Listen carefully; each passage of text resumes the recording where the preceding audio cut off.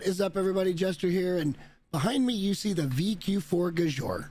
This has been my ship for a long time. It's a heavy fighter with the Viper nose, and the reason I love the Viper nose is because I'm a huge fan of Battlestar Galactica, both from my childhood, the original series, and from the new one that I think is one of the most amazing sci-fi shows ever made. And this was kind of my tribute to that. But now that No Man's Sky has added ship customization, I'm beginning to wonder if we could make a tribute build that might make sense actually for the lore of the show. There's a lot to look at. Let's get into it. For anyone that's unfamiliar with the show, this is a Viper Mark I. It was the main fighter that was deployed by Galactica to fight off the smaller fighters that we'll get into here in a moment from the Cylons. This one is a beautiful ship, if you ask me. It's got that wonderful Viper nose to it, and it's got this 3-engine back, and I think we can duplicate that in No Man's Sky. Now, in the new series, the Viper did take some changes. This is the Mark II. As you can see, it's a little more streamlined. It still looks great, though. It still has that sleek fighter ship look, and I absolutely adore it. And then later on, you can see the Mark VII, which was Apollo's ship in the show. I don't think we're going to be able to do much of anything with that. So I hope we can in the future. I guess we'll wait and see. Now, the fleet did have another ship. This is called the Raptor. But believe me when I tell you, this is more of the explorer type. It had jump capabilities. It was more looking around for different resources and things, more of a cargo type ship or explorer type ship. So these are the only resources these guys had. What they were up against were the Cylons. In the original series, this was the Cylon Raider. Now, I had this toy when I was a kid. You could push a button and the wings would pop out, and there'd be a little projectile. You could push another button and it would shoot it, and this was a cool toy. In the new series, the Cylon Raider looks like this. And I love it because there's that individualism that this series is all about. That says they weren't just one massive hive mind, that each one of them was part of the collective, but not just the collective. You got to watch the series, trust me on this. But what bothers me about all this is this ship here. This is the Cylon Heavy Raider. This is a ship that was unmatched and unrivaled by the fleet. They had nothing that could really go up against this on a regular basis. This thing had twice the armor of the regular Raider, and it had double the guns. This thing was absolutely lethal, and it tore them up quite a bit. So what if we were to create a ship that would rival this? And if you guys think I'm out of my mind with the lore, let me show you why you're wrong. In Season 2, Episode 9, entitled Flight of the Phoenix, Chief Terrell and the crew decided they wanted to try to replenish the Viper fleet. So they scrounged to find engines and parts they could use, and they ended up creating this. The Blackbird, aka Laura, named for Laura Roslin, president of the colonies. It's not that far of a stretch to think that if they could build something like this, a stealth ship, out of spare parts they had laying around throughout the fleet, that they could have potentially created a whole new style of ship they could have used against those Cylon Heavy Raiders.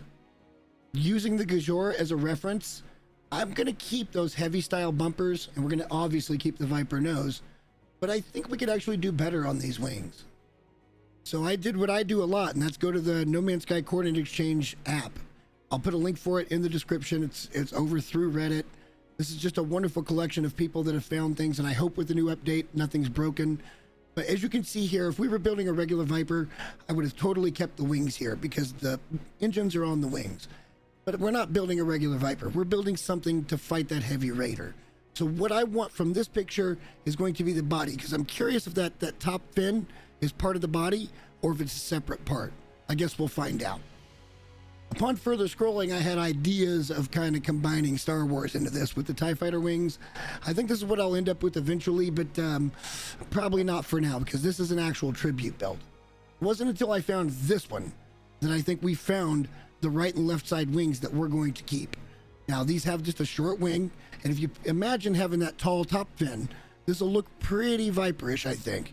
I think we can do this and it'll look pretty good. I do want to point out that when you have those real heavy wings for the heavy fighter style, it does give you 2 engines in the back, so we're just going to have to find the right box thruster. The problem with Red is you can't really see the back end of the ships. It's all about the ship itself, so we'll just have to find that on our adventures as we go out looking. So I went out and started looking for all these parts, but this journey was not without its pitfalls. Shit, we don't have any phosphorus on us. This could be bad. May or may not make it. Wait, that's, no! Please, no! That was the ship 2 times. No! Now, in fairness, this process only took about an hour, so it really wasn't all that bad, and it really helped that we weren't looking for S-class or a particular class of ship. We could take anything because the class of the part does not matter at all. So this was nice to know. And I got to tell you, for anybody that's saying this absolutely ruined ship hunting, you're still welcome to go do that. I think this is the same kind of thing, except for you get exactly what you want, and you have more options with colors. But now that we have everything, it's finally time to go and build our first tribute ship. So off to the fabricator we go. And once I get into it, and we'll go to the fighter here, the one thing I do want to point out is something I didn't anticipate, and that is the fin that I thought was part of the fuselage is actually tied to the wings. So just know that when you're out looking for parts, you need to make sure that if you want the fin, you get the one with the fin with the wings that you want. We're going to go without the fin for the first build, and we're going to put everything else in, our fuselage, our tri-booster, and we're going to put in the S-class reactors. From here, we got to make it look like a heavy Viper. So we're going to make it all white, and then we're going to accent in red. And I think that's a really, really good look. Now, I do want to also make this kind of the metallic look, because it kind of darkens everything a bit, makes it a little more shiny and new. From there, we're going to assemble, and we've just created our very first ship. Now, as you can see, we've got a beautiful brand new S-class ship here with really good starting stats. And we also got a pretty preferable layout when it comes to our supercharged slots. That's going to make a really good positron cannon. But we're not going to know anything about this until we get it fully upgraded. And through the magic of television, voila, we've got it. And this ship is pretty boss, man. It's 448.4 damage potential, shield strength's a little low at 327.9, and these are all maxed out. And I've got one of them on a supercharged slot, by the way. These are the X-Class 38%, so that's as maxed out as you can get for shielding. So, that one's a little suspect to me. But the hyperdrive range is almost 1,200 light years, totally good enough for a ship. And the maneuverability is over 1,000, which means this thing should turn in a fight. But I don't think this is the tribute build we want, because a real Viper has that tail fin. So let's go ahead and get that done and upgraded, and I'll show you what it looks like. As a bit of a side note, I do want to point out here that the supercharged slots are different than they were. So this is not going to be a static spawn. We'll see what it comes out with. We should still make a pretty good positron with those 3 and then be able to supercharge the shield on the other one. After finally getting everything upgraded, I'm left with this ship, and it's almost identical to what I saw in my head, minus one thing. If I had one wish list item, it would be to take that tail and cut it halfway down, just straight across. And that would look so Viperish, especially heavy Viperish. But as far as stats go, we're actually up about 0.6 when it comes to damage.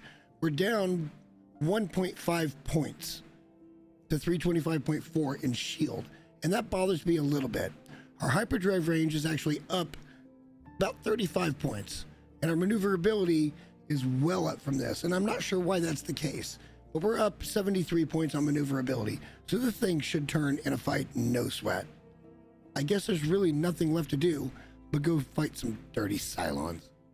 My very first thought is, man, this thing just melts ships. It is insane how quickly you can get around on somebody and turn on them. It's not that much better than any of my other ships, but this thing is really, really pretty good. I'm very impressed with it. And once we did get into the base ship fight, which is, the Sentinel freighter, we only had one problem, and that was our shielding was a little bit weak. We had to recharge a couple times, once because it ran out, the other time I was being preventative, but this fight was super easy. And before you knew it, in under 5 minutes, we had defeated the dirty Cylons, Sentinels, whatever you want to call them. This is good fun, though. In the end, we're left with a ship that I think would have fit in incredibly well in the Colonial fleet. And if you guys have ideas for more tribute builds, leave me a comment, because my brain's already working. I'm going to go start looking at parts for different types of ships and see what we're able to do. For those of you guys that are going to tell me in the comments, oh my God, ship customization ruined everything, I'm going to tell you, I don't think so. Because you guys can still go do it your way. There's absolutely no issue with that. But now we can actually do things that builders have been doing for years, which is create theme type things. And I think it's a wonderful change from Hello Games, and I'm on board. I didn't think I was going to be, but I'm now on board. Hopefully you guys like this kind of stuff. If you do, like the video, because it totally helps in the algorithm, and subscribe, because I'm going to keep doing things like this that I enjoy doing. I got over 2 hours of enjoyment out of this game again because I went and found my own fun. And I told you in the video where I built this base, Moonbase Alpha, that sometimes you have to go find your own fun. And I stand behind that statement. Until next time, guys, thank you so much for watching, and we will see you in the next one. Bye.